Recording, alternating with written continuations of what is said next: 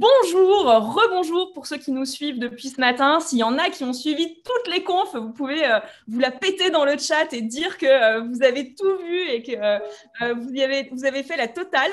Je suis Fanny Bourdon-Barre, j'ai co-animé toute la première partie de la matinée et dans quelques secondes, je vais céder le mic à Stéphane Truffem, qui nous fait une apparition en plus synchronisée. Hello! Hum, Salut Fanny, salut tout le monde. Vous êtes donc sur le festival B2B et la conférence de clôture va démarrer. Donc, on a passé toute la matinée à discuter inbound marketing, growth, cookies, comment est-ce qu'on donne rendez-vous à ses prospects, est-ce qu'il faut faire de l'ABM, comment, pourquoi, etc. Et là que vous avez la tête qui bouillonne de questions, d'idées, etc., tout vous amène sur cette conf vous allez donc discuter ABM, inbound growth.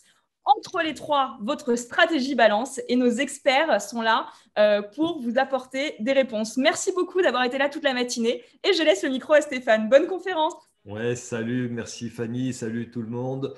J'espère que vous n'avez pas encore trop faim. On va tenter de vous faire justement oublier votre faim pendant 1 heure avec 3 sujets absolument capitaux aujourd'hui quand on parle de B2B, de marketing digital B2B. Donc, bien évidemment, j'ai nommé l'inbound marketing, le growth marketing et l'ABM. Et j'ai 3 super représentants de chacune de ces 3 très belles méthodologies. Donc Camille, bonjour Camille. Bonjour. Tu vas bien? Super. Bon, cool. Laurent, bonjour. Salut Stéphane, bonjour à tous. Cool. Et bonjour Charles. Salut Stéphane. Je vais représenter l'inbound marketing. Allez Camille, je vais vous demander de vous présenter en moins de 60 secondes. Vous me dites qui vous êtes et qu'est-ce que c'est que chacune de vos méthodologies préférées. Donc Camille, à toi l'honneur pour le growth. Le challenge. Je m'appelle Camille Coco. Je suis consultante growth stratégie. J'accompagne des startups, surtout des startups, dans leur développement, l'activation de leur levier de croissance et l'accélération de leur croissance. Je ne travaille qu'en B2B. On y reviendra peut-être, mais le B2B et le B2C, en gros, c'est assez différent. Et j'habite à Nantes. Très bien. Alors, c'est quoi le growth marketing? Quoi le growth? Le growth, on y reviendra peut-être juste après, mais c'est une méta-stratégie en fait qui va pouvoir mettre en œuvre et l'ABM, et l'inbound, et l'outbound, et tout un tas d'outils et de stratégies qui nous proviennent du support client, du marketing, des sales, mais aussi du développement produit. Et en fait, c'est vraiment une vision très macro de comment développer une croissance dans une entreprise. Ok, merci. Allez, Laurent, à ton tour. 60 secondes pour te présenter, nous présenter ce que c'est que l'ABM. Allez, bonjour, donc moi je suis Laurent Olivier, donc je suis directeur associé de Aressi, donc agence de marketing 100% B2B, avec cette idée que B2B, c'est pas que business to business, c'est brand to business, c'est donner de la valeur à la marque pour faire du bon business et notamment pas vendre qu'en promo, pour créer de la valeur.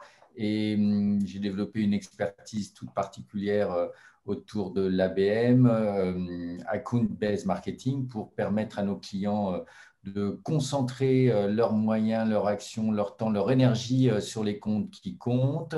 Et j'ai écrit un livre à ce sujet dernièrement pour justement faire nourrir le débat entre inbound et ABM.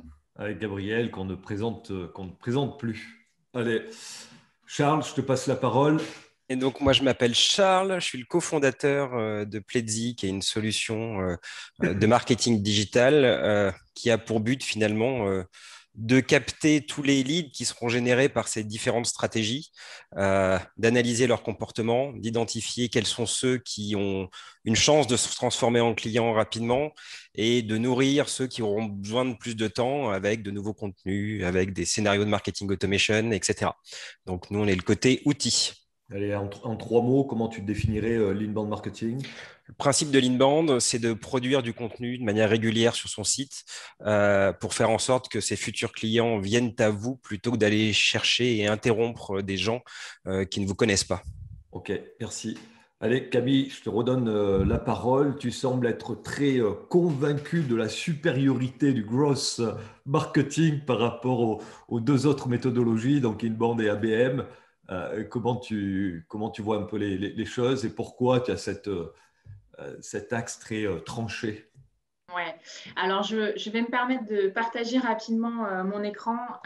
Je trouve qu'une image vaut 1000 mots pour expliquer ce truc de grosse. Pour faire simple, en fait, le gross n'a rien réinventé du tout. L'inbound existait avant le gross. Alors, l'ABM, peut-être pas forcément, mais en tout cas, le type de démarche de l'ABM existait déjà avant. Le gross, c'est quoi? C'est juste comment on envisage la croissance d'une entreprise. Et pour ce faire, on utilise un funnel qui n'est pas vraiment un funnel, en fait, c'est un peu un mauvais ami. Mais en fait, on utilise 5 étapes pour visionner cette croissance. On visualise l'acquisition, l'activation, la rétention, le référal et la génération de revenus. Et pour travailler ces différents axes de croissance dans une entreprise, on va utiliser en fait tous les outils qui sont à notre disposition dans le marketing, le produit, le customer care et les sales.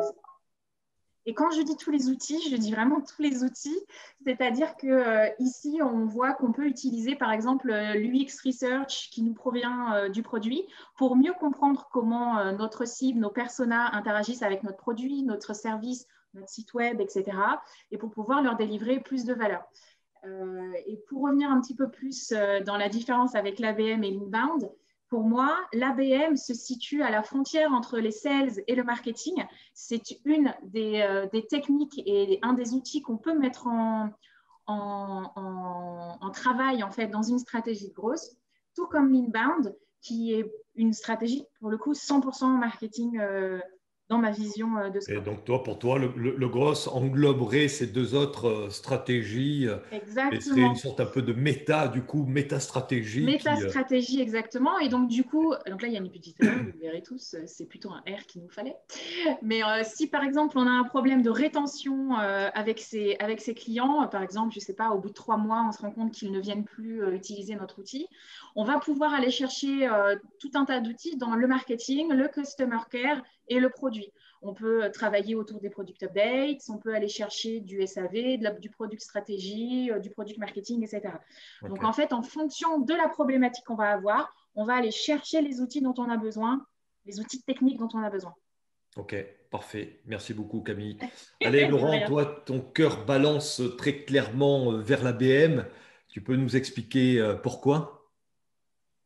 Alors, pour nourrir le débat, je vais même dire, par rapport à ce que vient de dire Camille, que c'est une vision très théorique. Déjà, aligner sales et marketing, c'est déjà un vrai travail et un vrai combat. Alors, s'il faut en plus réunir le product, le customer satisfaction, ben là, on est sûr de ne pas arriver au résultat avant d'être à la retraite. Alors, plus sérieusement, néanmoins, la vision, c'est un peu, effectivement, de quoi qu'il arrive, que le marketing ne soit pas tout seul dans son coin, mais travaille et s'associe avec les euh, d'autres équipes pour vraiment à la fois se nourrir et à la fois contribuer. Donc c'est en ça où néanmoins la vision de Camille est quand même un peu juste, c'est-à-dire que le marketing ne doit pas rester auto-centré et doit vraiment, notamment dans le cadre de la BM, être en très forte étroite collaboration avec les sales. Et donc, être en étroite collaboration, c'est à la fois se nourrir des objectifs des sales, des ambitions, des informations qu'ils ont sur chaque compte pour en retour leur donner des campagnes pour soit faire de l'acquisition jusqu'au référal, jusqu'à la rétention de la même manière. Voilà, donc c'est en ça. Et globalement, pourquoi moi, je dis vive l'ABM parce que concrètement, en France, 90% des entreprises sont des TPE. Donc, si on vend un produit ou un service qui est plutôt destiné à des grands comptes, autant ne pas lancer son énergie pour toucher 100% des personnes dont 90% seront achetées. Autant faire de dépenser son énergie uniquement sur les 10% qui, à la fin, seront pertinentes. Donc, c'est un problème aussi de marché qui fait qu'en France, En tout cas, la structure du marché fait qu'il y a tellement de TPE, c'est beaucoup d'énergie. Voilà donc pourquoi l'ABM est pertinent dans ce cas-là. Ok. Tu peux nous présenter également la méthodologie, là, ABM, qu'on soit tous alignés. Quelles sont les différences finalement entre l'ABM et l'inbound marketing? Alors, je vais donner quelques différences. Par exemple, en ABM, on commence toujours par le fichier. Voilà, en tout cas, de se mettre d'accord avec les sales sur quelles sont les cibles on va démarrer. Donc, on va bien travailler les comptes. On en a vu tout à l'heure avec Benoît qui a expliqué ça de nomination. On va se mettre autour de la table pour dire bah, voilà, quel compte on veut adresser, quel persona dans ce compte, la direction des achats, la direction qui va acheter, éventuellement les influenceurs. Et donc, on va acheter cette date. Autre exemple que je prends souvent, c'est que bah, par exemple en inbound, dès qu'on va envoyer, on va faire des actions sur le social, on va mettre un formulaire. Ben, en ABM, on ne met plus de formulaire. Je n'ai pas besoin de demander à la personne qui elle est, j'ai déjà toute cette info. Donc, on va être plus dans la collaboration directe et dans l'interaction plus directe. Autre exemple, autre de différence, en inbound, on a besoin de construire, de rédiger, de produire très régulièrement du contenu pour émerger dans le SEO. En ABM, on va plutôt faire moins de contenu, mais mieux de contenu. On va faire des contenus plus personnalisés soit à l'entreprise ou soit à la catégorie d'entreprise que l'on cherche à cibler parce qu'on n'a pas vraiment un objectif d'SEO, parce qu'on ne veut pas émerger pour que 90% des entreprises nous trouvent n'étant pas pertinentes, ce que je disais tout à l'heure. On veut juste aller chercher, adresser proactivement les entreprises qui nous intéressent, qu'on a préalablement validées avec les sales. Ok, merci. Allez, à toi, Charles. Alors, l'inbound marketing, est-ce que tu nous mets tous d'accord? Alors déjà, dans une stratégie d'inbound marketing, on n'écrit pas forcément du contenu non ciblé, hein. Je pense que c'est une erreur de penser ça. Je pense surtout que en fait, tout ça, ça dépend vachement de à qui on parle, de son marché, du nombre de cibles potentielles qu'on a, de la valeur moyenne d'un deal que peut représenter un deal signé. Et en fait, tous ces leviers, euh, bah, on va s'en servir plus ou moins. Et des boîtes qui font de l'inbound marketing, elles font aussi un peu d'ABM parce que l'ABM, effectivement, il y a sûrement quelque chose de plus personnalisé. Mais nous, on génère 60% de notre new business avec notre stratégie d'inbound. N'empêche que ça nous arrive de rebrander un livre blanc pour l'envoyer à un prospect qu'on a vraiment envie d'avoir. Donc, je pense que le sujet, c'est pas finalement de les opposer. Je pense que le sujet, c'est surtout d'avoir un. J'aime bien l'idée du bon sens paysan, moi, et revenir aux fondamentaux. Qu'est-ce que ça te coûte, combien ça te rapporte, à combien à combien de personnes tu as envie de parler. Mais effectivement, l'ABM, l'inbound marketing, ça nécessite de produire du contenu de manière régulière. C'est vrai que c'est souvent l'un des reproches qu'on fait souvent à l'inbound marketing, c'est que finalement, ça prend du temps avant de générer des résultats. Et c'est vrai. Et c'est de plus en plus vrai chaque jour parce qu'il y a de plus en plus de gens qui produisent du contenu. L'empêche que, en fonction de son marché, c'est le seul moyen d'exister, quoi. Si ton marché il est constitué de dizaines de milliers d'entreprises ou même de milliers d'entreprises et que tu n'as pas eu une stratégie de contenu, tu n'as pas fait en sorte d'être visible par les gens qui peuvent être intéressés par toi, et ben, tu te retrouves dans des périodes comme celle qu'on a vécue à ne plus avoir rien à donner à manger à tes commerciaux. Donc tout ça, ça dépend vachement de la culture de la boîte, des compétences qu'on a en interne et de son marché surtout. Et de son marché. Et on peut faire, d'après toi, du growth ou de la BM sans inbound marketing? Ah ouais, clairement. Tout ça. Alors, pour moi, pareil, mais c'est mon côté un peu paysan, ça. Mais pour moi, le growth, c'est tout simplement de la gestion d'entreprise. Enfin, n'importe quel chef d'entreprise, il regarde s'il arrive à avoir de nouveaux clients, il regarde s'il a besoin de s'il arrive à les garder dans le temps. Enfin, tu vois, ça me semble être des trucs en fait qu'on fait, que n'importe quel chef d'entreprise fait depuis des dizaines et des dizaines d'années, parce que c'est juste le métier. Enfin, c'est en ça que ça consiste d'avoir une entreprise. C'est de trouver de nouveaux clients, faire en sorte que ces clients soient heureux, qu'ils restent, qu'ils consomment. Enfin, et c'est bien. En revanche, effectivement, la la technologie se développant, on a dans notre boîte à outils tout un ensemble de nouveaux leviers sur lesquels on va pouvoir agir. Il est de plus en plus compliqué de maîtriser l'ensemble de ces leviers, d'analyser la performance de ces actions. Et donc, c'est ce qui fait que je pense qu'on regroupe ces choses-là avec des méthodologies finalement et des frameworks en termes de KPI, etc., pour être capable de conserver une bonne visibilité. Mais finalement, c'est ce qu'on fait tous. Enfin, on fait tous du marketing et on le fait depuis des dizaines d'années, quoi. Okay. Allez, ouais, vas-y Laurent. Sauf que, comme on est dans la contradiction, je vais faire le débat, sauf que là où moi je ne suis pas d'accord, un client, il doit aussi être rentable.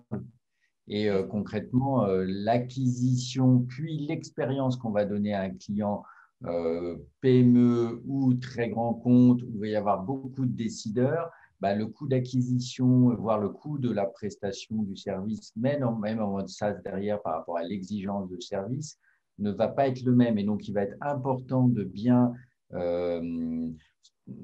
être d'accord sur l'investissement qu'on va mettre pour conquérir ces comptes, voire les fidéliser, versus ce qu'ils vont acheter derrière en termes de prestations. Okay. Oui, je suis tout à fait d'accord avec toi, mais ça serait contre-intuitif de penser que l'ABM est une stratégie moins chère.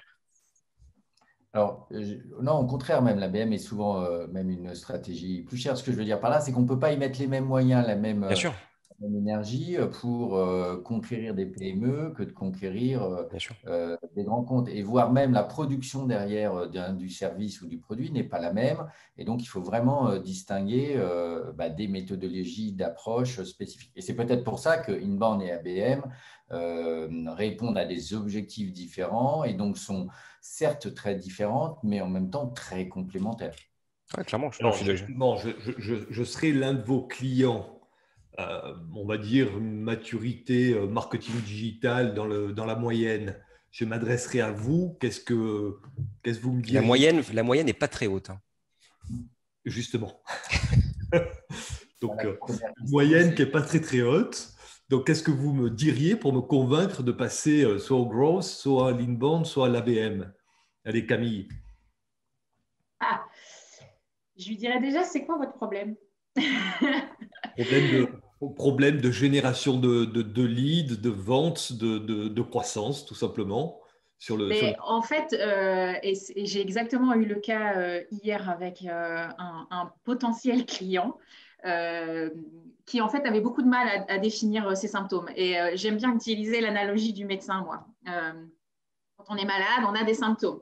On appelle le médecin fait peut-être des analyses pour aller un peu plus loin, poser une hypothèse, écrire une prescription et ensuite médiquer, donner des médicaments à son patient. Moi, je suis exactement pareil. Je suis un docteur de la croissance et donc, du coup, il me faut un problème. Et c'est-à-dire que le problème, ça peut être, OK, en fait, je me rends compte que la plupart de mes clients, ils arrêtent de faire appel à mes services au bout de 3 mois.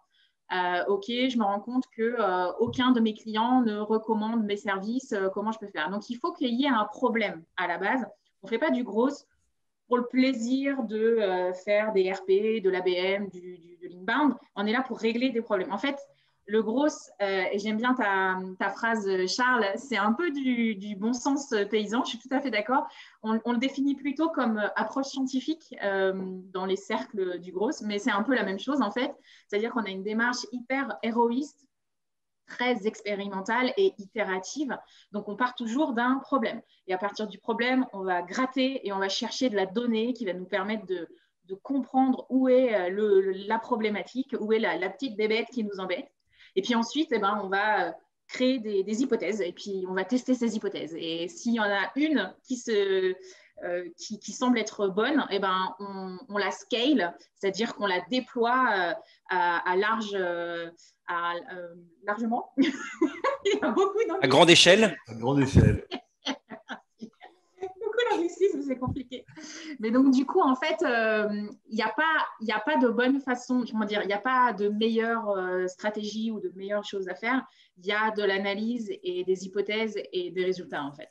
Ouais, ok. Quand on voyait tes slides il y a quelques minutes, bon, ça paraît quand même un univers excessivement complexe hein, quand on est dans la moyenne Ouais. qui est pas très très élevée. On s'en sort comment là quand on voit, bah voilà, tu parlais par exemple de référol, c'est quoi le référol, comment le Ouais. mettre en place, à quoi ça sert Alors, le référal, j'ai vu qu'il y avait une question justement de Nathalie sur le sur le Q&A. sujet, ouais. Le référal, c'est le terme anglophone pour recommandation. En Ouais, gros, c'est comment s'assurer que nos clients parlent de nous d'une bonne façon et ramènent de nouveaux clients. Et en B2B, alors en B2B, en fait, toutes les étapes ne se valent pas dans le funnel AARRR. C'est-à-dire qu'en B2B, globalement, tout ce qui est acquisition coûte très, très cher, puisqu'on est en général sur des deals moyens assez élevés. Et on va diminuer le coût d'acquisition en descendant dans ce funnel. Donc, si on travaille sur l'activation, on va descendre notre coût d'acquisition. Sur la rétention, c'est-à-dire avoir des clients avec un lifetime value le plus long possible, bah, c'est pareil, on diminue notre coût d'acquisition.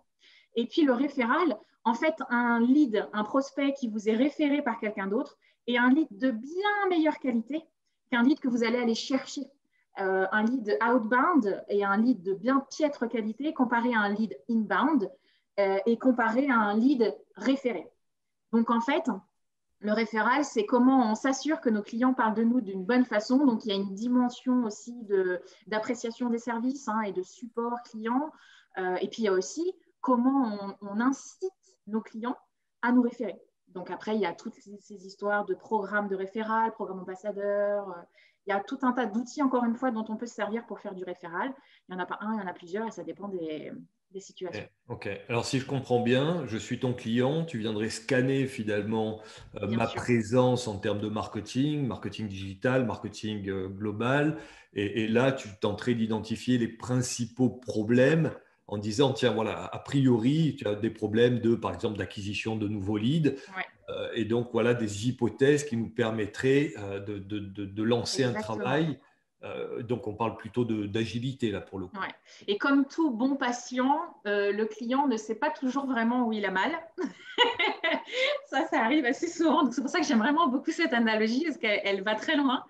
C'est-à-dire souvent, quand on va voir son médecin, on se dit « Ah, j'ai mal là ». Et en fait, le médecin, il dit « En fait, la douleur, elle est plus profonde, elle vient de là ». C'est un symptôme, mais qui cache quelque chose de plus gros. Et c'est souvent ce qui arrive en fait avec des clients à moi, c'est on me dit j'ai un problème sur l'acquisition. Et en fait, en grattant bien, le problème, ce n'est pas l'acquisition. Le problème, c'est qu'on génère énormément de leads, mais que ces leads ne sont pas transformés en clients. Et donc, en fait, le problème, c'est l'activation. C'est Ok. comment on va transformer ces leads. Ok. Donc, souvent, en fait, je redirige la demande initiale. Ok, très clair. Laurent, je suis ton client. Quels seraient tes arguments là pour me faire passer à l'ABM? Alors, je suis totalement d'accord avec l'idée du médecin. Et donc, moi aussi, je poserai d'abord des questions. La première des questions, c'est mais qui est le On est client marre de idéal? passer pour le malade là. Voilà, mais qui est le client idéal de ta société? Euh, donc, est-ce que c'est une grande entreprise, une petite entreprise, etc. Et puis derrière, je me poserai une deuxième question qui est quel est ton modèle d'organisation et ton modèle économique? Est-ce que c'est du full online et donc pas besoin de trop de personnes derrière donc on va pouvoir accélérer avec du full online? Ou est-ce que c'est plutôt, il n'y a que quelques commerciaux et donc on va éviter qu'ils se dispersent à ne plus pouvoir, comme vient de le dire Camille, traiter toutes ces demandes et donc ne pas distinguer et de rater bien sûr les grosses demandes parce qu'ils vont avoir passé autant de temps à traiter un petit contrat qu'un gros contrat. Donc, c'est les deux premières questions en termes de médecin que je poserai pour dire, ben voilà, dans ce cas-là, effectivement, il faut mieux rester en in-band et dans ce cas-là, en ABM. Je vais prendre un exemple. Hein. Je pense que tu es un opérateur téléphonique B2B, on va dire. Tu as intérêt à rester en in-band parce que globalement, à partir du moment où tu as un SIRET, toute entreprise, même quelle qu'elle soit, va t'intéresser et tu peux faire plein de choses pour aller jusqu'à générer en digital de l'abonnement. Mais tu es aussi un opérateur téléphonique et tu as une marque qui a un potentiel pour aller séduire des très grands comptes, eh ben, on va peut-être par-dessus rajouter quelques focus spécifiques pour aller faire des choses spécifiques sur ces grands comptes-là qu'on aura définis préalablement avec les sales en se disant bah, celui-ci, oui, bah, s'il est déjà chez Orange, il est trop gros et on ne va jamais y arriver. Celui-ci, il est déjà Salesforce, on ne va pas y arriver. On va peut-être essayer de trouver ensemble d'une manière intelligente vers qui il y a un vrai potentiel, une vraie opportunité de les faire changer. Et on va même, moi, je vais challenger le client, lui dire mais est-ce qu'on a vraiment quelque chose de pertinent à lui proposer autre que le prix? Parce que souvent, le prix ne sera pas un élément suffisamment clé chez ces grands comptes ou ce n'est pas la recherche numéro un d'économie. Voilà pour Des faire le grands même comptes. exercice que Camille. Je vise des grands comptes qui sont bien identifiés, ABM sans aucune hésitation. J'ai par contre beaucoup de clients non identifiés. Là, ça serait plutôt de l'inbound qu'il faudrait que je mette en place, hein. C'est ça? Exactement, c'est exactement ça, monsieur le malade. Super. Allez, troisième docteur, Charles. Je vais essayer de. Vous avez déjà dit plein de choses que j'aurais eu envie de raconter et dans lesquelles je me retrouve. Donc, je vais essayer de présenter les choses sous un angle un peu différent. Mais le côté lifetime value, donc c'est la valeur du client tant qu'il restera chez vous. C'est vrai que c'est un truc important et en fonction des activités. Moi, nous, typiquement, on est un éditeur SaaS. Chez nous, on sait que le coût d'acquisition doit être au moins, enfin, que la lifetime value du client doit être au moins 3 fois le coût d'acquisition. Et en fait, tout ça, ça revient finalement à rédiger un business plan et à s'assurer que les leviers et l'organisation est adapté à notre modèle économique. En gros, est-ce qu'on a un modèle qui marche ou pas? Mais finalement, les critères qui permettent de définir si la bonne stratégie, c'est l'ABM, le gros solid band, je pense qu'on est à peu près en phase. Moi, j'aurais envie de te poser des questions sur quel type d'homme tu es. Parce que je pense quand on met en place une stratégie d'inbound, déjà, il ne faut pas avoir des objectifs de génération de revenus à très court terme. Tu vois, c'est un truc qu'on a eu ça pendant le Covid. On avait des gens qui s'adressaient à nous. Tu sentais que l'activité commerciale était au ralenti et ils cherchaient un peu tous les moyens possibles et inimaginables pour générer du business.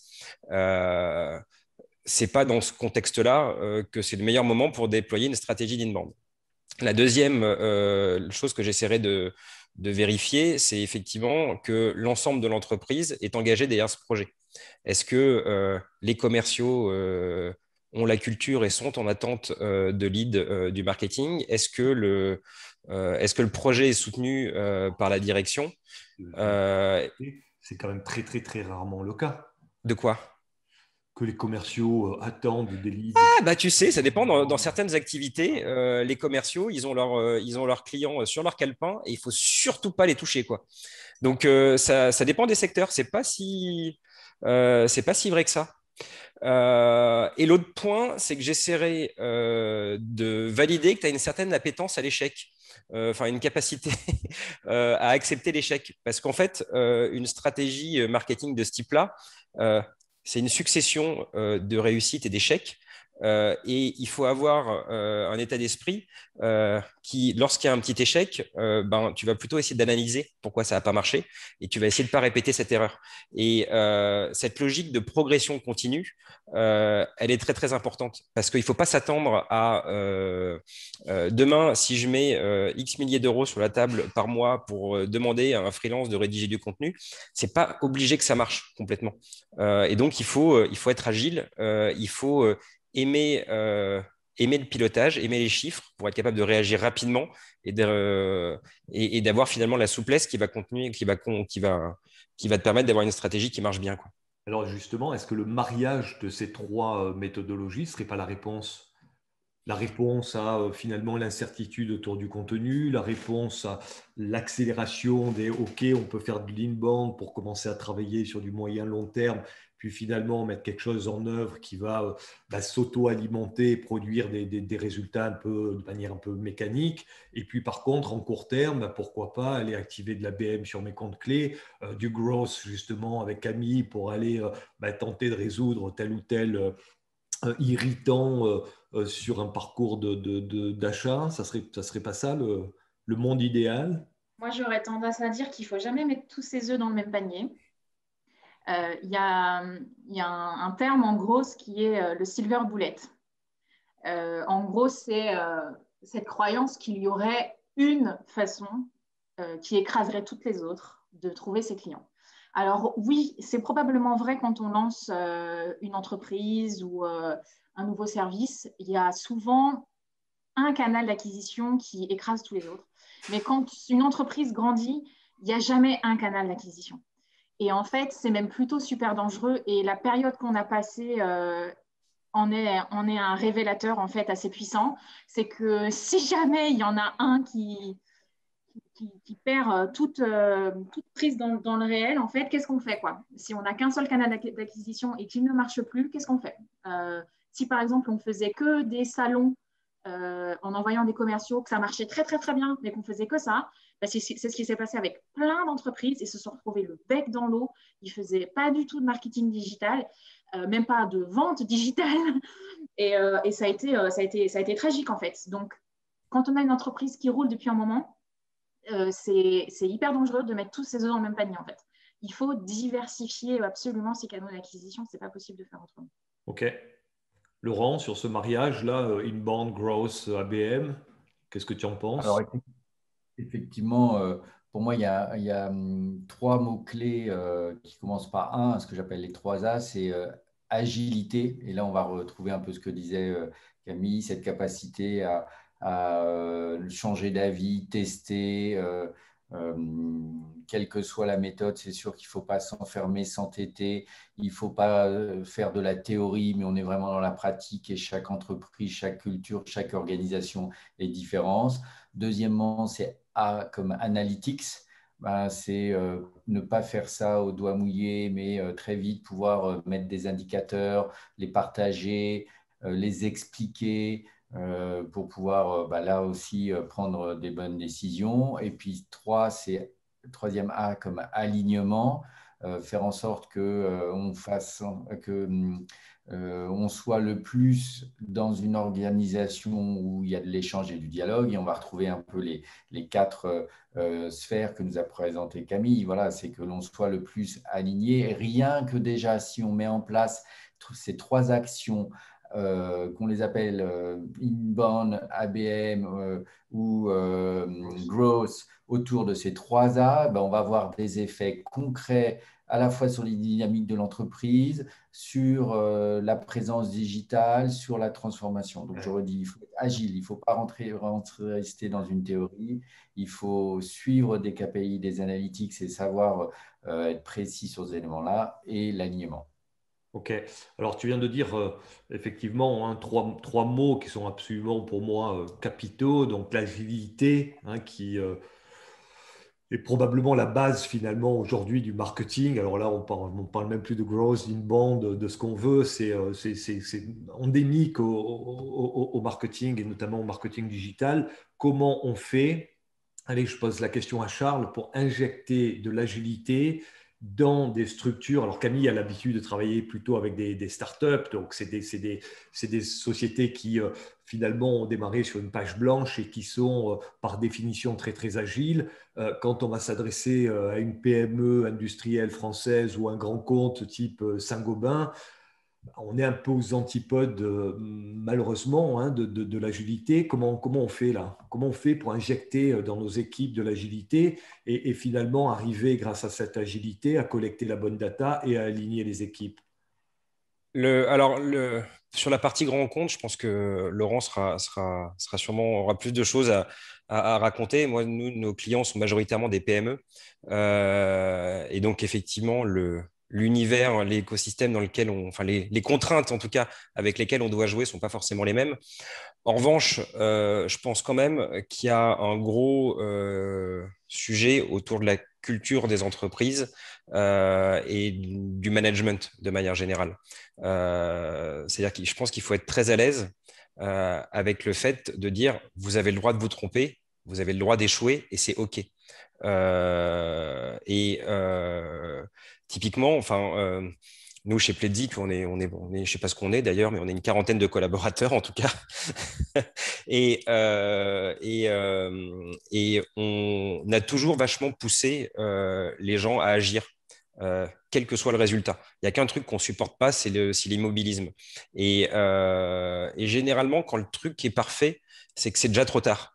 Parce que c'est qu'on a mis trop de temps à construire le truc, à réfléchir le sujet dans les moindres détails. Et s'il n'y a pas un truc qui merde, c'est que ça a déjà été fait trop tard. Et donc, je pense que c'est les managers qui doivent inculquer cette culture et le fait de dire c'est OK. En revanche, regarde ce que tu as fait, regarde ce que tu as appris, regarde le chemin que tu as parcouru. Et c'est ça qui est génial. Et c'est ça qui va nous permettre, sur le long terme, d'être efficace. Tu vois, j'aime bien on a commencé chez Pledzi alors, pas forcément dans les règles de l'art, mais c'est pas très grave, c'est la logique qui est intéressante, d'implémenter la méthode OKR, Objective Key Result. Et en fait, ce que j'aime bien, c'est dans ce truc-là, c'est la question, OK, quels sont les indicateurs qu'on mesure pour se dire si on est dans le succès ou pas. Et chaque fois qu'on lance quelque chose, c'est une question qu'on se pose, alors que ce n'était pas forcément une question qu'on se posait, tu vois, quand on lançait une campagne, on ne se disait pas, OK, c'est quoi notre vision du succès? Et on le fait de plus en plus, et généralement, on le fait collectivement. Et du coup, c'est vachement intéressant parce qu'il y a souvent des choses qui émergent auxquelles on n'avait pas pensé. Et c'est ça qu'il faut faire, c'est bien mesurer les choses, mais accepter que ça merde. OK, merci. Laurent, dans les grands comptes qui sont plutôt organisés avec des silos très compartimentés, là, c'est quoi la recette pour arriver justement à aligner les équipes, au moins marketing, commerce? Alors, moi, je dirais, je suis surtout en phase avec Charles sur le sujet du management. Je pense que c'est un élément clé aujourd'hui qui doit permettre d'être plus agile parce que on doit effectivement, quelle que soit la technique, pouvoir essayer des choses. Il y a plein d'outils, il y a plein d'actions qui ne fonctionnent pas et donc il faut mieux les arrêter très vite. Il faut mieux en imaginer une autre, pas avoir peur de tester. Premièrement, ça donc c'est le manager qui doit rassurer ses équipes, et puis aussi c'est le manager qui doit comprendre un peu mieux ce qui est fait, et surtout qui doit accepter, notamment en ABM, qu'on ne va plus être dans la course aux chiffres et aux courses à la quantité, mais qu'on va avoir un autre indicateur qui va être la qualité. Globalement, que le manager, ça ne soit pas la course au nombre. Combien on a de nouveaux followers sur LinkedIn? Combien on a de nouveaux formulaires complétés? Non, en ABM, on va être dans la démarche, c'est qui sont les quelques formulaires que l'on a complétés et est-ce qu'ils sont pertinents par rapport à ce que l'on recherche. Et donc ça, c'est le manager jusqu'au CODIR, au COMEX, on l'appelle comme on veut, où on doit plus suivre les mêmes indicateurs. Donc c'est ça où aujourd'hui, il y a un vrai changement pour aller toucher les grands comptes. Ça doit aussi passer par cette transformation. OK, merci. Camille, peut-être un mot sur les compétences là, internalisées pour faire du growth, qui est par définition, là, pour le coup, un marketing très agile. Ouais, en fait, j'ai envie de dire que passer par des intervenants extérieurs,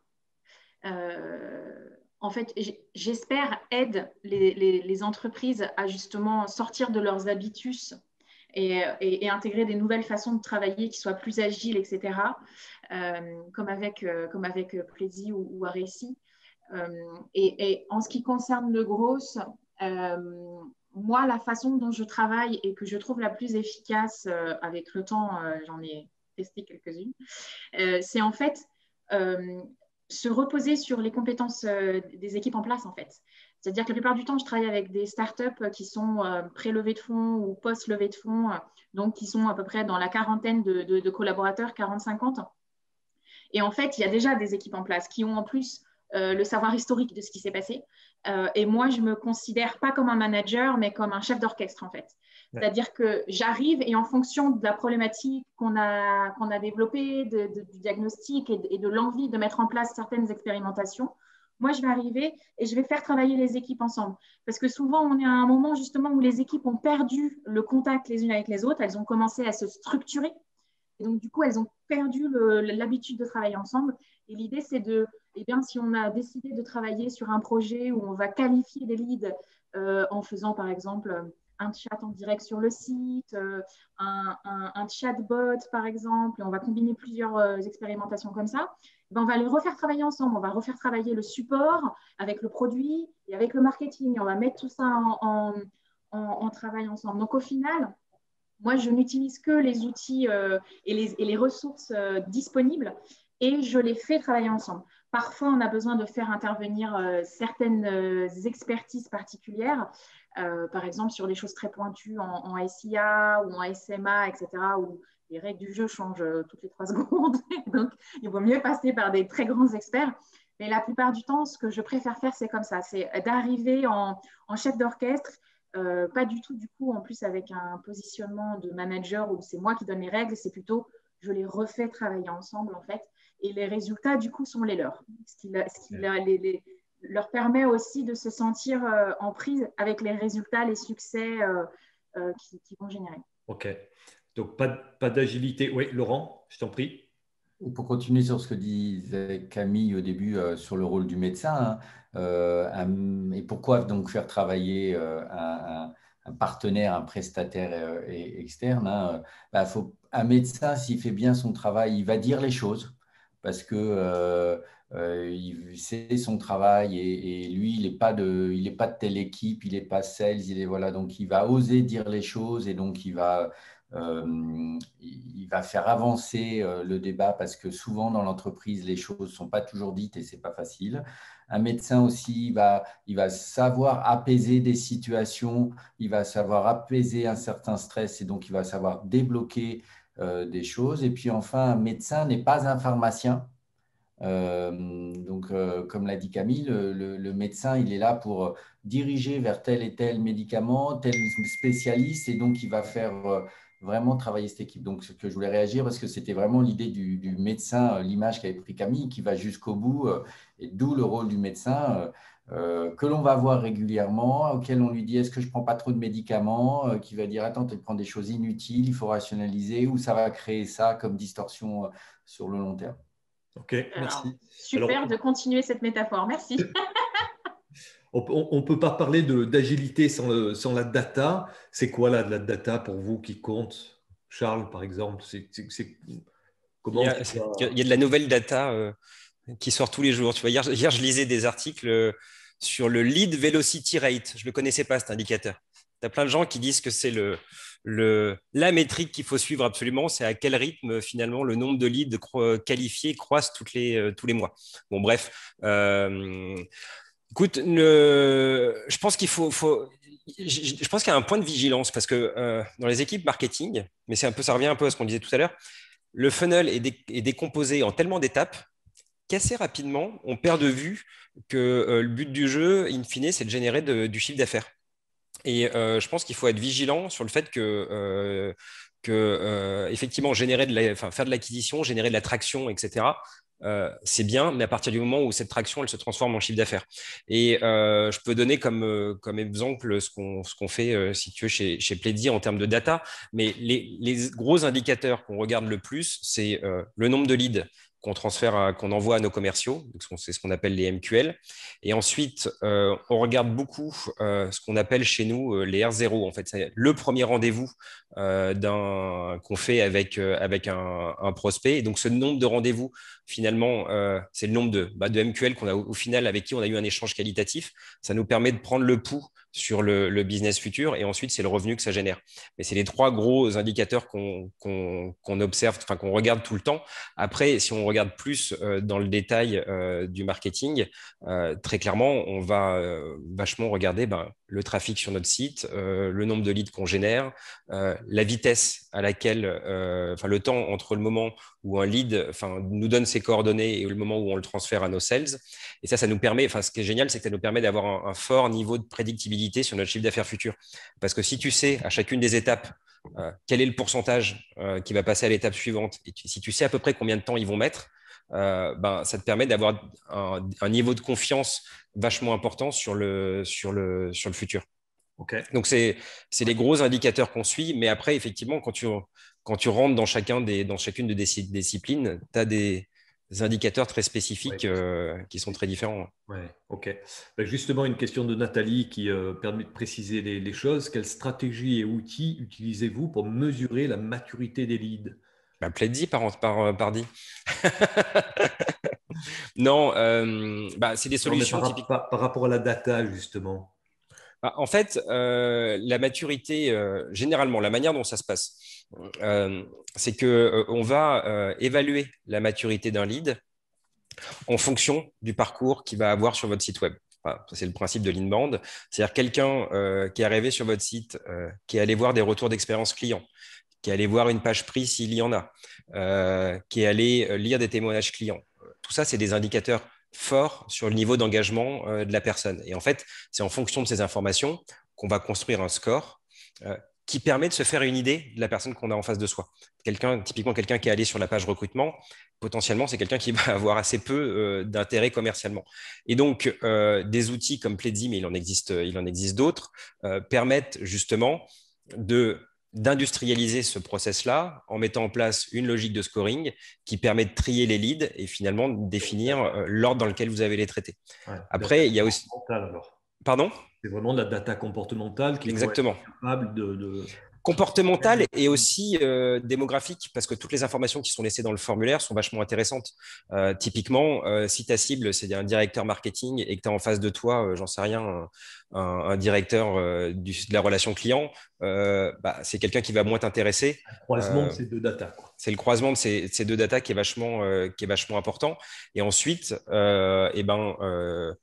à partir d'un certain moment, justement, le lead, il va être envoyé aux commerciaux. Ce certain moment, il dépend vachement de la quantité de leads qu'on génère, parce que la réalité, c'est que cette logique de scoring, elle est intéressante si vous générez beaucoup de leads. Mais si vous générez 10 leads par mois, ça ne sert à rien de mettre en place une stratégie de scoring, autant les appeler les gens. Et au contraire, vous aurez des échanges qualitatifs avec eux et vous serez capable d'améliorer votre stratégie. Donc, le scoring, c'est cool à partir du moment où on est dans une logique d'industrialisation, qu'on a déjà remporté ses premiers succès et qu'on a un problème d'efficacité finalement. Ouais. Donc un problème de riche. Ok. Laurent, quelques mots là sur la data un peu spécifique pour la BM. Il y a des datas particulières que tu aimes à analyser? Alors, deux choses, je dirais, sur cette notion de maturité. Effectivement, ce n'est pas une notion très pertinente en ABM parce que logiquement, tous les formulaires, tous les contacts qu'on récupère sont pertinents parce qu'ils sont dans notre liste de comptes. Là, par contre, la bonne question, c'est à quel moment on va chercher à les appeler pour être certain que c'est le bon moment de leur parler et qu'on ne va pas être décalé. C'est pour ça que moi, je recommande souvent de faire un peu une stratégie de goutte à goutte sur le long terme avec le même contenu, d'essayer de détecter à quel moment où, alors que l'on parle en permanence, il commence à écouter. Et que uniquement à ce moment-là, on passe à l'action au sens où là, c'est le moment, ils ont envie de m'écouter. Ce n'est pas la peine de parler trop fort parce que si on s'épuise et ça ne sert à rien. Donc ça, c'est le premier sujet autour de la data. Et puis le deuxième sujet, c'est ce que je disais vraiment, comme on va mettre de l'argent, on va mettre du temps, on va mettre des commerciaux sur des comptes, oui, ça vaut le coup d'acquérir de la data en amont, d'être certain, y compris d'essayer de comprendre qu'est-ce qu'ils ont comme solution concurrente, selon ce que l'on cherche à leur vendre, et parfois accepter de renoncer. Ils viennent d'acheter tel produit, ils ne vont pas en changer maintenant. Donc, il faut mieux se mettre autour de la table et se dire que ce compte-là, on ne l'adresse pas parce que c'est de temps, de l'argent, de l'énergie gâchée. Et puis, terminer pour la data, attention au mirage de la data, de growth hacking, scraper à gauche, à droite. Ça peut être très utile dans certaines mécaniques. Attention aussi à la limite RGPD de ces pratiques. On peut en faire tout un débat encore là-dessus, une session dédiée. Voilà, il ne faut pas faire tout et n'importe quoi sur ce sujet de la data. Ok, merci. Camille, en growth marketing, on parle de North Star métrique. C'est quoi? C'est vraiment utile pour des… Alors, c'est un peu le pendant de la Silver Bullet. La Silver Bullet, c'est la technique qui va générer 80% de notre chiffre d'affaires. Et la North Star métrique, c'est la métrique qui parle clairement de la croissance, en fait. Je trouve ça assez intéressant, cette notion de North Star métrique, là où je suis assez critique de la Silver Bullet, dans le sens où, si on réfléchit bien, il y a souvent une métrique qui compte, en fait. Et c'est souvent pas juste le chiffre d'affaires. Ça peut être, si on est sur un business model avec des revenus récurrents, du MRR, c'est peut-être est-ce que nos clients reviennent, en fait. Et c'est peut-être ça qui parle et de la qualité de notre service et de la qualité de notre produit, de notre positionnement. Et en fait, c'est cette métrique qui va parler sur pas mal de questions, en fait, et qui va être assez claire sur est-ce qu'on avance bien ou pas. Ouais. Donc, c'est intéressant. Est-ce que ce n'est pas un bon outil pour aligner les équipes, justement? Alors, non, ce n'est pas suffisant. C'est-à-dire que c'est un chiffre intéressant à partager avec ses équipes et notamment avec ses investisseurs et avec les gens qui nous font grandir. Ça, c'est super intéressant. Par contre, ce n'est pas suffisant, mais il faut faire attention à la data-bésité, quoi, pendant de l'infobésité. Ouais. C'est un peu toujours la fameuse ligne de crête qu'il faut marcher, c'est-à-dire aujourd'hui, on est capable techniquement de générer des tonnes et des tonnes et des tonnes de data. Si on plug tous les services, etc., on est capable d'en générer plein. Est-ce qu'on veut en générer autant? C'est ça la question. C'est-à-dire que toute la data ne nous dit pas quelque chose. Ouais. Et il faut se limiter à la data qui répond à nos questions. Justement, Nathalie nous pose encore une question qui est très précise. Elle nous dit finalement, il y a un lead qui revient plusieurs fois, consulte nos articles, nos supports, donc qui engage finalement une relation avec notre marque, mais malgré tout, elle n'est pas encore suffisamment mûre pour entrer dans une relation commerciale. Alors ça, comment on détecte justement qu'une personne se dit, allez tiens, Laurent commençait à nous dire, hein, bah, tiens, ça y est, il commence à s'intéresser, donc là je vais décrocher mon téléphone et appeler. Quels sont les bons indicateurs pour maximiser ses chances de succès? Dans ce passage à l'acte, finalement, on parlait aussi, hein, le troisième pan que Laurent disait, c'était l'alignement, hein, finalement, alignement marketing-commerce. Comment là, on décide d'envoyer un lead qui a été qualifié d'un point de vue marketing aux commerciaux pour traitement commercial? C'est une histoire de lead score, c'est exactement ce que disait Charles, hein. C'est toutes les données démographiques et de comportement qu'on peut récolter et ensuite analyser. Chaque lead score va être propre à une entreprise et à ce qu'elle cherche à accomplir, hein, et aussi plus ou moins serré en fonction de ce qui va l'accomplir. Moi, j'ai déjà eu un client où la problématique, c'était qu'on n'avait pas assez de commerciaux pour gérer les leads. Donc, en fait, on avait construit un lead score qui était extrêmement discriminant, le plus discriminant que j'ai jamais vu, qui nous permettait de vraiment garder la crème de la crème, les leads qui allaient nous rapporter le plus, quoi, avec un ROI vraiment génial. Ouais. Donc, tout dépend pour le coup et il faut, là encore, gérer sa data, c'est-à-dire prendre la bonne data qui va permettre de prendre les bonnes décisions. Et il y a toute cette dimension de temporalité aussi que Laurent a mentionné tout à l'heure. On a de plus en plus de capacité à détecter des moments, en fait, par exemple, des changements de métier, de poste sur LinkedIn peuvent nous faire penser que quelqu'un de nouveau est aux manettes, que peut-être on va pouvoir contacter cette personne pour lui vendre un nouveau service, etc. Donc, on va aussi de plus en plus, et ça fait partie des tendances dans le gros, c'est de manière générale dans le marketing, c'est de détecter aussi toute la data temporelle, en fait. OK, merci. Alors, Laurent évoquait justement la problématique du fichier. On fait comment aujourd'hui? On achète toujours des fichiers. Tu faisais référence à la notion de scrapping. Alors, je ne sais pas si tout le monde connaît ces techniques, hein. L'idée, c'est d'aller effectivement récolter de la donnée, notamment par exemple sur LinkedIn, de manière complètement automatisée et finalement constituer des fichiers. Comment on fait là aujourd'hui? Peut-être Charles? Alors, nous, alors ça nous est arrivé d'acheter des fichiers, généralement au tout début. Alors au début de Pledzi, non, mais au début du lancement de Pledzi à l'international, dans une autre boîte, ça m'est arrivé de le faire. Ça n'a jamais fonctionné. Alors, Je ne dis pas que ça ne fonctionne pas, loin de moi ce propos. En revanche, c'est un levier que j'ai jamais réussi à utiliser correctement. Ça nous arrive en revanche de faire très souvent du scrapping.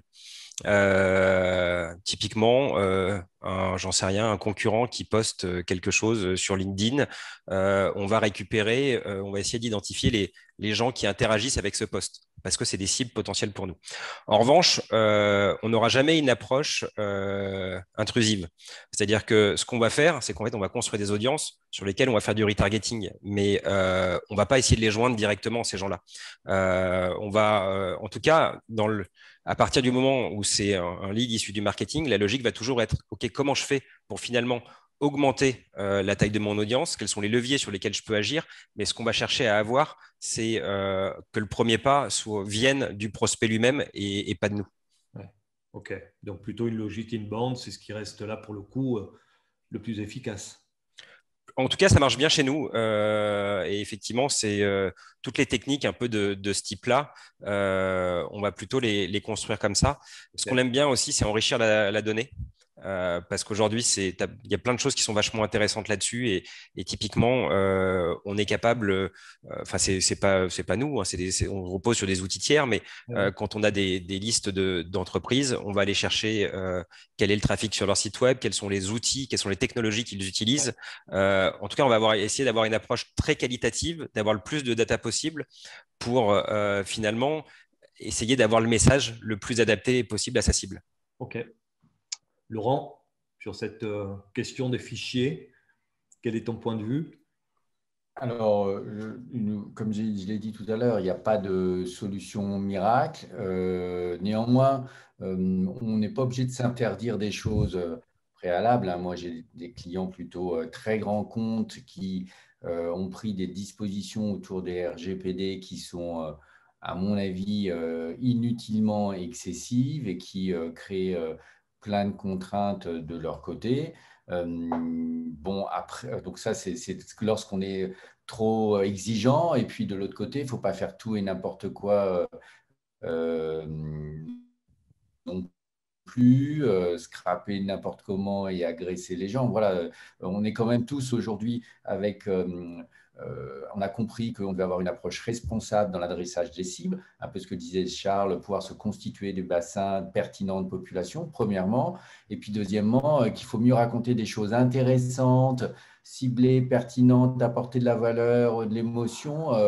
Et donc voilà, si on associe les deux, on doit pouvoir, quel que soit son marché, trouver le bon équilibre pour adresser les bonnes personnes avec des choses pertinentes et donc d'avoir ce fameux retour et ce fameux engagement, tout en considérant néanmoins que tout le monde n'est pas dans une situation où c'est le bon moment de lui parler. Et quand je dis le bon moment, c'est peut être le bon mois, voire la bonne année. Ouais, OK. Alors, tu parles de pertinence. La pertinence va finalement se retrouver à travers le contenu. Donc là, les docteurs, là, on fait comment pour produire un bon contenu et alimenter nos stratégies inbound, ABM et growth? Là-dessus, j'ai l'impression que ce qui est vachement, enfin, ce que je trouve vachement intéressant, c'est l'accessibilité des technologies. Je pense aux applications no-code. Donc, c'est l'idée des applications no code, c'est de développer une application, mais sans écrire une seule ligne de code. Donc, c'est des applications qui ne marcheraient pas dans des environnements de production. C'est-à-dire qu'on ne peut pas construire avec ça un éditeur logiciel avec des ambitions démesurées parce que ça tiendrait pas, ça marcherait pas. En revanche, tu vois, typiquement, c'est nos équipes marketing, elles s'en servent pour construire des petits outils à destination de notre audience, si tu veux, des petits outils qui vont leur permettre de résoudre un problème très simple. Mais ce que je trouve intéressant, c'est que justement, de plus en plus, on a la capacité de construire des contenus de plus en plus interactifs, de plus en plus évolués et qui apportent pour de vrai des réponses à ces cibles. Et j'aime beaucoup l'idée en fait de considérer l'ensemble de ces contenus comme des produits de son entreprise. C'est des produits qui sont gratuits, mais finalement, chaque contenu, chaque article de blog, chaque livre blanc, chaque kit doit être produit en ayant à l'esprit, il faut que je résolve un problème chez mon prospect. Et si finalement, en apportant de la valeur, qu'on construit sur la durée une relation et que potentiellement un jour, cette personne-là deviendra client sur un produit payant, etc. Donc, la valeur qui est absolument essentielle, Camille, le growth marketing peut aider justement à optimiser ces contenus et à faire en sorte qu'ils aient véritablement de la valeur pour créer un impact. Moi, j'aime bien travailler avec l'idée, la méthodologie du Buyer's Journey. C'est-à-dire, il y a à peu près 3 étapes dans le chemin d'achat d'un client. Ouais. La première étape, c'est l'awareness, c'est-à-dire le client a conscience qu'il y a un truc qui ne marche pas bien, mais il n'a pas forcément mis les mots sur ce qui ne marche pas pour lui, la problématique qu'il a. Et donc, dans ce cas-là, il faut lui parler avec les mots de son problème, les mots de sa maladie, de ses symptômes à ce moment-là. Il y a la partie de considération. Donc, à ce moment-là, le prospect sait qu'il a un problème, commence à comprendre quelles sont les solutions. Et ensuite, il y a la phase de décision, c'est-à-dire que c'est le moment où il va choisir entre vous ou un concurrent. Et donc, en fonction de ces 3 étapes, vous allez devoir créer du contenu qui va répondre aux questions et aux questionnements de vos cibles. Et moi, j'aime bien toujours trier mes formats et mes types de contenu, mes thématiques de contenu sous ces angles-là, en fait. OK. Ça permet d'être très héroïste avec son contenu.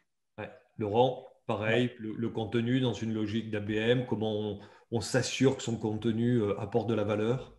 Alors, totalement en phase sur les 3C. Hein. Moi, voilà, effectivement, il faut quand même réfléchir comme ça. Ce qui aussi s'impose, y compris nous quand on fait du conseil au client, de ne pas aller trop vite. Parce que si effectivement on lui pose la question client, qu'est-ce que vous voulez, il va dire des leads. Donc, on va avoir tendance à ne traiter que la fin, que ce que vient à expliquer Camille. Mais non, ça ne marche pas comme ça. Et même en mettant une pancarte dans la rue, si le client ne sait même pas ce que vous lui vendez, s'il n'a pas confiance, s'il ne sait même pas qu'il a ce problème-là, quand éventuellement vous pouvez l'aider, ben, de toute manière, ça ne marchera pas. Donc, il ne faut pas aller trop vite. Et puis, aussi très fan du sujet no-code et évoqué par Charles. Aujourd'hui, pour faire de l'agilité, pour s'aligner, pour les analytics, pour essayer, il y a plein d'outils. Là encore, le manager, il doit donner confiance aux personnes, il doit trouver une organisation pour leur dire, vas-y, je te paye 2-3 mois en carte bleue, on essaye, on regarde. Et puis, il y a aussi plein de choses gratuites parce que c'est à la fois comme ça qu'on découvre des nouvelles choses, on innove par rapport aux concurrents, on peut faire des vidéos sympas, les enrichir. Et donc, oui, là encore, que l'on fasse du growth, de l'inbound ou de l'ABM, il faut avoir cette capacité à toujours regarder ce qui se passe et se créer des codes. On revient sur la notion d'agilité. Exactement. OK. Allez, on va répondre à la question de Nathalie, puis après, on finira par une note un petit peu plus légère. Vous m'expliquerez, vous qui êtes des médecins, comment vous avez produit des fails, enfin, si vous en avez produit, et comment vous avez tué vos clients. Donc, ça sera la petite note pour la fin. Alors, Nathalie, elle nous dit oui, mais si cela ne fonctionne pas, lorsque le commercial appelle le prospect qualifié, qu'est-ce que le marketing peut faire? Donc, question très précise, le marketing a passé des leads à ses commerciaux, les commerciaux les traitent et ça ne fonctionne pas. Et les leads… Nurturer. On peut nurturer, c'est-à-dire que ça veut dire que la temporalité n'était pas bonne, que décidément ce lead n'était pas dans sa phase de décision, il était peut-être encore dans la phase de considération, ce qui n'est pas très grave. Il faut sûrement lui donner un mauvais point sur le lead score, puisqu'il y a eu un contact, mais qu'il n'a pas été positif. Mais ça ne veut pas dire qu'il faut le supprimer. Et ça, c'est quelque chose, je le répète constamment à mes clients. Quand vous avez un CRM et que vous avez ce type de lead, surtout ne les jetez pas, ne les supprimez pas. Ça veut juste dire qu'il y a un problème de temporalité. Mais ça veut peut-être dire que l'achat va avoir lieu plus tard. Donc, c'est typiquement le type de lead qu'il faut passer dans des boucles de nurturing, c'est-à-dire continuer à garder le contact de manière régulière et continuer à les réchauffer, mais peut-être que la vitesse de réchauffement est juste un peu plus lente pour ces leads-là. Ce n'est pas très, très grave. Ouais, puis là aussi, data comportementale, il y a un moment donné un comportement qui va nous faire penser que ça y est, ils sont suffisamment mûrs. Et là, on va pouvoir passer le lead aux commerciaux et devenir super efficace. Bon, un exemple qui est très finalement symbolique mais parlant, je viens visiter 3 fois votre page produit B, puis la 4e fois, je viens visiter la page prix. bon, là, c'est qu'a priori, je suis véritablement intéressé par votre produit B et par un acte d'achat, puisque je commence à m'intéresser au prix. Donc là, ça peut être un indicateur comme quoi, bah, tiens, allez, boum, il faut que je passe le lead au commercial pour un traitement commercial. Allez, il est déjà 13h06, donc on a bien mordu sur le temps imparti. Vous avez un petit exemple là, chacun de fail en inbound, en ABM et en growth? Vous voulez mettre ça là? Oh, il y en a souvent. Si je regarde le sujet de notre côté, en tant que fournisseur d'une solution, souvent une raison du fail, c'est de considérer que l'outil est magique et va permettre de générer des leads.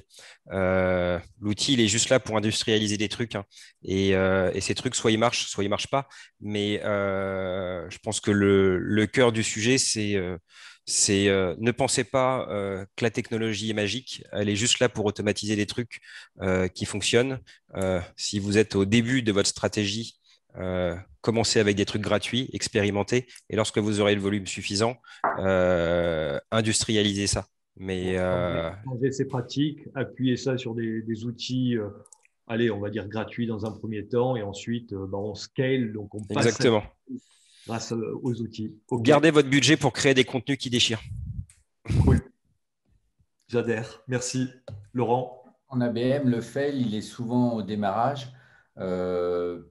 Souvent, sur le sujet, vu qu'il faut constituer des listes, le marketing va très vite demander aux sales, mais c'est quoi les contacts? C'est quoi les cibles? Les sales vont répondre oui, oui, pas de souci, on connaît, on a bien la liste, etc.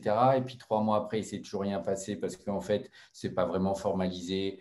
Voilà, donc le fail, c'est ne posez pas la question aux commerciaux comme ça, faites ce travail avec eux, ça fait partie du marketing, de les aider à poser les choses, de ne pas être dans l'accusation ou dans le point, il ne faut pas les pointer du doigt, faut juste se dire que c'est aussi le métier du marketing de les supporter au sens de les aider à accoucher ensemble, de définir la bonne cible. Parce que si on part sur de mauvaises bases, c'est sûr qu'on n'arrivera pas au bon endroit. Donc, travailler, main dans la main, marketing, commerciaux, dès le démarrage de la mise en œuvre de la strat. OK, merci Laurent. Camille, le mot de la fin? Et le mot de la fin, en gros, tous les fails sont toujours dus à un mauvais travail sur les bases. Je reviens un petit peu à ce que dit Laurent. Et les bases, c'est quoi? C'est quelle est la proposition de valeur, quel est le persona, quel est le business model qu'on fait. Et en fait, chaque problème de campagne, etc., c'est parce qu'à un moment donné, quelqu'un a décidé qu'on allait faire une campagne sans réfléchir si c'était ça que cherchaient les leads, est-ce que c'était ça la temporalité pour eux. Et en fait, à chaque fois, on en revient aux bases. Et je sais, ce n'est pas forcément très drôle de travailler ses fiches persona, de les mettre à jour, de travailler sa proposition de valeur. Mais moi, c'est le travail que je refais systématiquement avec mes clients parce que personne ne les a à jour, personne ne fait ce travail correctement. Et si on ne le fait pas correctement, malheureusement, on court aux problèmes et aux fails. OK, bon, super, effectivement, c'est le persona, s'intéresser à ses clients, qui ils sont, quels sont leurs problèmes, qu'est-ce qu'ils souhaiteraient comme contenu. Et puis après, je pense que de manière très naturelle, on peut activer soit du growth, soit de l'inbound, soit de l'ABM. Donc, merci pour ce mot de la fin. Écoutez, bon appétit. Et puis, je crois que c'est la fin du festival B2B. Donc, un petit mot, allez, Laurent, un petit mot pour conclusion, ou Fanny? On va espérer avoir ton costume de licorne. Moi, je suis là pour, comme d'habitude, faire la fermeture. Pour la fermeture.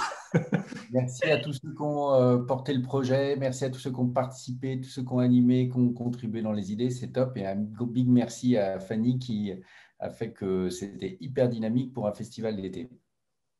Cool. Merci beaucoup à tous. En espérant que le soleil arrive enfin. Viens à Marseille, Stéphane. Ouais. Bon après-midi. Au revoir. Bye. Au revoir.